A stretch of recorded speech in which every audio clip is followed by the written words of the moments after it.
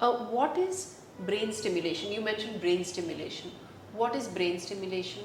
How do you do it and why do you do it?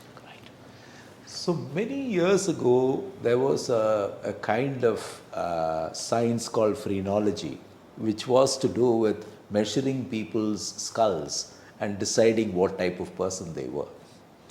And why I'm mentioning that as a start is that phrenology was something that got to the fairs in the early part of the last century, and it became the classic hocus pocus. Okay, so a lot of people end up thinking any form of brain stimulation is hocus pocus, and it's not.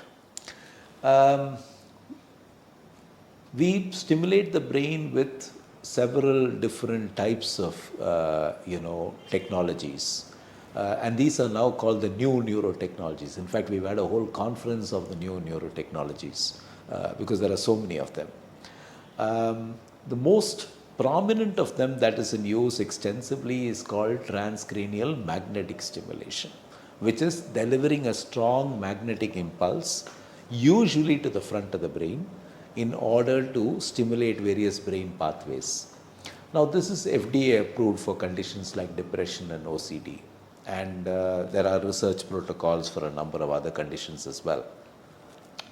The other type of brain stimulation is called transcranial direct current stimulation, where you use a small current, and this is not ECT or shock therapy. This is just a small current going between an anode and a cathode. Again, specific brain regions are stimulated for specific conditions. And we have other forms of brain stimulation. There are types of brain stimulation like deep brain stimulation, where you actually implant the stimulator inside the brain. And you have you implant the electrode inside the brain, and you have a stimulator implanted within you, which is then adjusted and it keeps stimulating your brain. It's a very important treatment today for Parkinson's disease. Another new exciting area of technology is for people with purely controlled seizures, where the stimulator is the type of stimulation, it's able to identify that the person's going to a seizure, it gets activated, it stimulates the brain and suppresses the seizure. Okay. And we have here another type of stimulation which is not to the brain but is to the vagus nerve. The vagus nerve is the one nerve that connects the brain. It's a cranial nerve, so it connects the brain to the rest of the internal organs in the body, and it has a lot to do with, for example, the gut.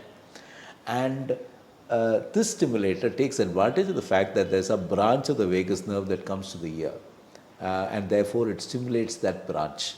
This is called transcutaneous auricular vagus nerve stimulation, TAVNS.